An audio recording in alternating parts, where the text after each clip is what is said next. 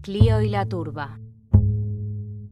Aunque estén muertos, todavía hablan. Un podcast de historia.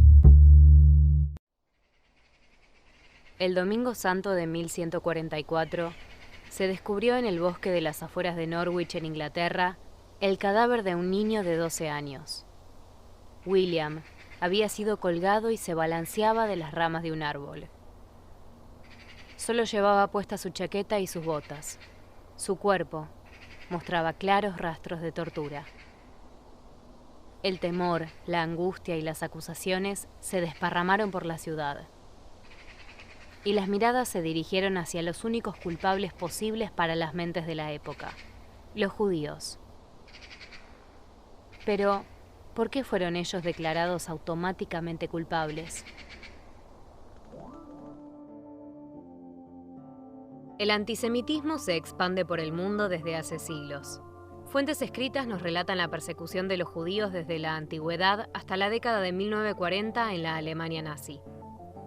El antisemitismo ha sido justificado de las formas más diversas, y los estereotipos en torno a los judíos variaron a lo largo del tiempo entre lo ridículo y lo insólito. Una de las tantas creencias que se desparramaron por la Europa medieval y perduraron por un largo tiempo era el supuesto crimen llamado libelo de sangre. Los europeos acusaban a los judíos de reunirse todos los años para decidir qué comunidad debería encargarse de secuestrar y sacrificar a un niño cristiano con el objetivo de asegurar el retorno al reino de Israel. Otros rumores explicaban que el ritual tenía fines medicinales o que se trataba de una forma de burlar la muerte de Cristo y despreciar a los cristianos. Esta terrible fake news sobre los judíos costó centenares de vidas. Durante siglos, comunidades fueron hostigadas, expulsadas y violentadas como consecuencia de las constantes sospechas. Cuando alguna peste se expandía entre la población o un niño aparecía muerto, eran las cabezas de los judíos las que rodaban por el suelo. Pero los rumores sobre estos ritos sangrientos tuvieron un origen muy concreto: el asesinato de William en Norwich.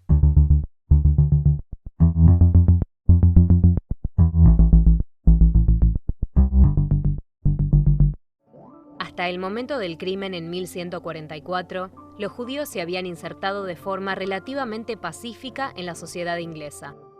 En el año 1066, los normandos tomaron el poder en Inglaterra y recibieron a los judíos con un propósito en mente: que trabajaran como prestamistas en distintas ciudades. Por mandato del Vaticano, los cristianos tenían prohibido practicar la usura. Prestar dinero con intereses era concebido un pecado.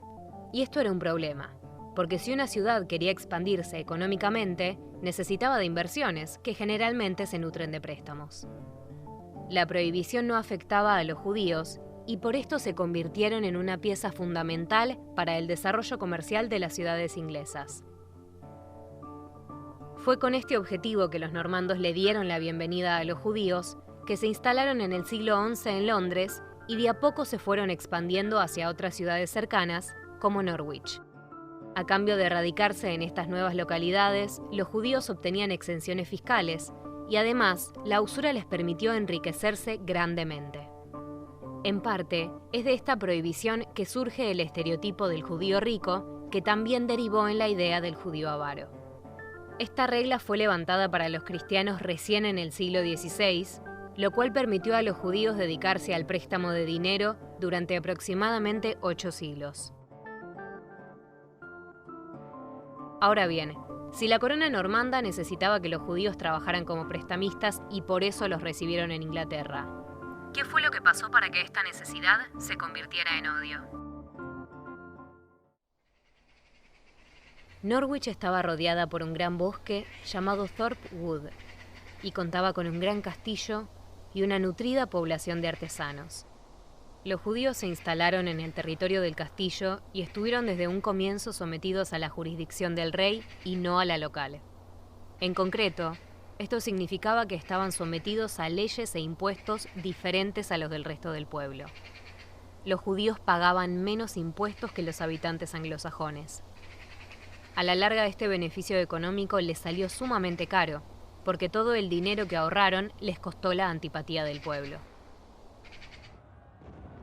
Por otra parte, el año de la muerte de William fue sumamente violento.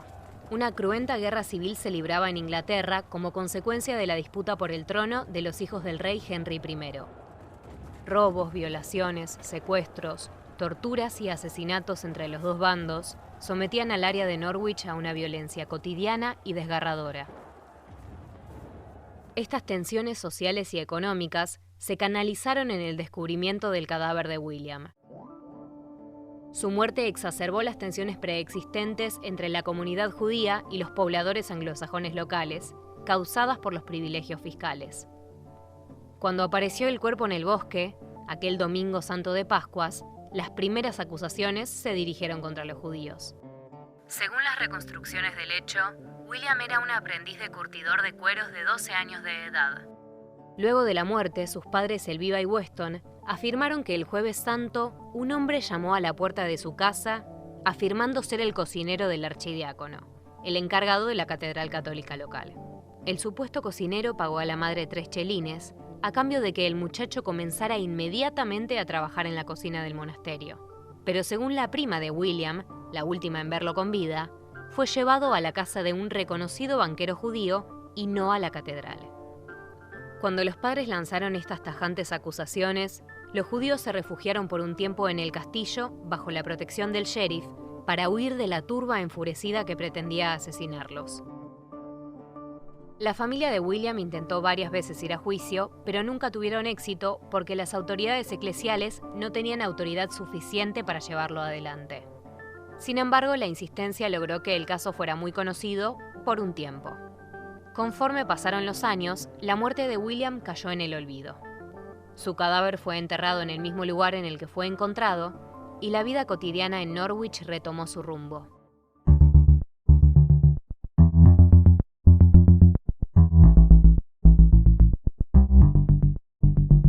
Seis años después, llegó a Norwich el hermano benedictino Thomas de Monmouth para investigar el caso, y su versión de los hechos fue bastante más excéntrica. El hermano Thomas tenía un objetivo claro: convertir a William en santo. Es difícil determinar cuáles fueron sus verdaderas intenciones, pero es posible que estuviera persiguiendo riquezas. El nombramiento de un santo implicaba la adoración de sus reliquias, que eran los objetos que les habían pertenecido en vida y que por ello serían mágicos o capaces de obrar milagros. Los creyentes podían llegar a pagar elevadas sumas de dinero por tocar estas reliquias o incluso por llevárselas. Aquellas iglesias que tuvieran el cuerpo de algún santo o sus reliquias se volvían sitios atractivos para el turismo religioso y ganaban influencia, riqueza y poder. Según este nuevo relato, William habría sido un santo capaz de obrar milagros tanto en vida como después de su muerte, y habría sufrido una violenta muerte a mano de todos los líderes judíos de la comunidad. Su asesinato habría servido a un propósito siniestro y malévolo: cumplir con una profecía según la cual todas las Pascuas un niño cristiano debía ser asesinado para, mediante el sacrificio de su sangre, recuperar el reino de Israel. Por esto William habría sido torturado de forma semejante a Cristo y matado durante las Pascuas. Thomas dedicó 20 años a redactar 7 tomos sobre la vida y los supuestos milagros de William. Él describió las torturas a las que se sometió al muchacho de la siguiente manera. El niño, cual cordero inocente, fue guiado al matadero. Inicialmente fue tratado con amabilidad por los judíos e, ignorando lo que estaba siendo preparado para él, fue hospedado hasta la mañana siguiente. Pero al día siguiente, en el día de Pesaj para los judíos, luego de cantar los himnos correspondientes al día en la sinagoga, los jefes de los judíos se reunieron en la casa del judío antes mencionado y repentinamente tomaron al niño William mientras éste estaba cenando y, sin temor a cometer alevosías, lo maltrataron de varias formas, horribles formas.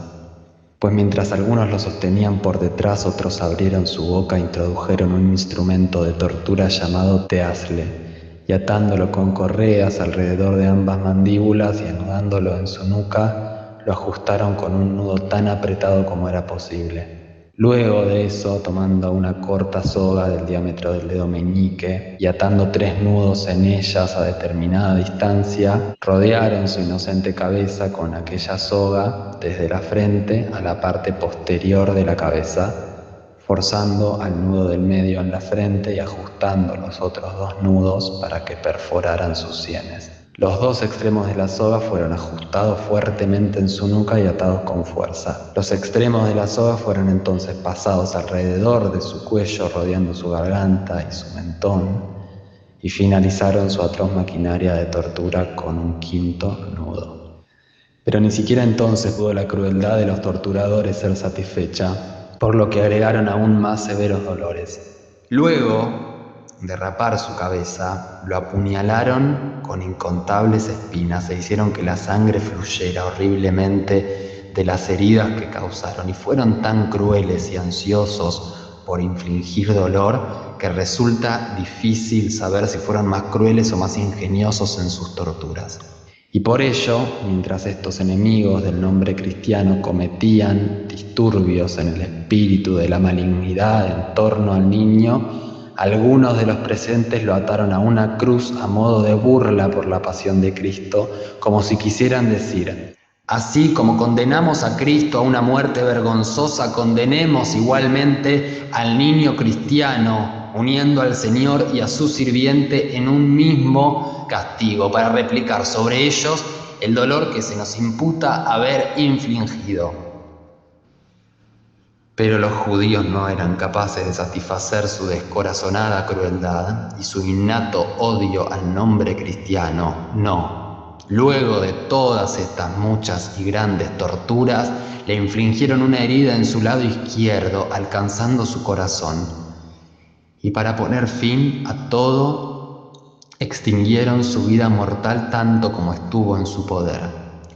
Y como muchos hilos de sangre brotaban de todas partes de su cuerpo, entonces, para detener la sangre y lavar y cerrar las heridas, vertieron agua hirviendo sobre él. Así, entonces, el glorioso niño y mártir de Cristo, William, muriendo la muerte del Señor en reproche por la muerte de Cristo, pero coronado con la sangre de un glorioso martirio, entró al reino de gloria en lo alto, para vivir para siempre. Su alma se regocija dichosamente en el cielo entre los brillantes albergues de los santos, y su cuerpo, por la omnipotencia de la misericordia divina, obra milagros sobre la tierra. Es evidente que el relato del benedictino Tomás tiene mucho más de maravilloso y ficcional de lo que tiene de reconstrucción histórica. Según académicos especializados en el tema, su principal fuente de información habría sido un judío converso al cristianismo, quien supuestamente le habría contado todos los detalles sobre estos ritos judíos, llamados a partir de entonces libelos de sangre. Según los historiadores, parece más sensato pensar que este informante fue el verdadero asesino, y que buscó tapar sus huellas culpabilizando a la comunidad judía, aprovechando las tensiones que había entre ellos y los anglosajones. En cualquier caso, nunca sabremos quién fue el verdadero asesino. Pero aquel fantasioso relato fue el principio del fin para los judíos en Inglaterra. Thomas se encargó de desenterrar el cadáver del niño varias veces, para finalmente enterrarlo entre mártires y asignarle un cuidador permanente a sus reliquias. Su obra, La vida y los milagros de William de Norwich, inauguró un nuevo género literario, el del libelo de sangre. A partir de lo escrito sobre judíos torturadores de niños, denuncias del mismo estilo empezaron a desparramarse por Europa. La idea de que los judíos estaban detrás de cada muerte infantil sospechosa llevó a matanzas y exilios en todo el continente. La obra del benedictino Tomás se publicó hacia 1170. 20 años después se dio la primera matanza hacia los judíos en Norwich. En 1230 todas las ciudades inglesas contaban con su propio gueto judío. Y finalmente, en 1290, los judíos fueron expulsados definitivamente de Inglaterra. Las fake news sobre el libelo de sangre y el sacrificio de niños cristianos fueron denunciados en toda Europa. El último juicio presentado contra un judío por haber sacrificado a un niño cristiano durante las Pascuas Tuvo lugar en Kiev en 1913. Lo que esto implica en concreto es que la obra del hermano benedictino Tomás, escrita en plena Edad Media, tuvo alcance hasta comienzos del siglo XX e impactó en cómo estos fueron recibidos y percibidos por sus compatriotas europeos durante más de 8 siglos. La fake news de los judíos tortura niños se esparció por el continente y nutrió al antisemitismo. Esta fue la historia del asesinato de William de Norwich. Pero mucho más que eso, fue la historia de una mentira que profundizó el odio hacia la comunidad judía durante siglos. Sin miradas de largo alcance, tragedias como el Holocausto pierden su sentido. Y contar este relato nos pareció importante porque los muertos, aunque estén muertos, todavía hablan. Este fue un podcast de Clio y la Turba. Para la realización de este capítulo se utilizó como fuente de información principal el libro de E.M. Rose, El asesinato de William de Norwich, los orígenes del libelo de sangre en la Europa medieval. También se tradujo del inglés antiguo un fragmento de la obra de Thomas de Monmouth, La vida y los milagros de William de Norwich. El resto de la información proviene de videos documentales. Este capítulo fue guionado por Liz Santesteban, realizado por Sofía Friedlander, Iván González, Max Murmis y Liz Santesteban. Grabado y editado por Nur Nasur, en la voz del hermano benedictino Thomas de Monmouth, Ulises Datri. Si te gustó el capítulo, podés seguirnos en Spotify y en @Clio y la Turba en Instagram.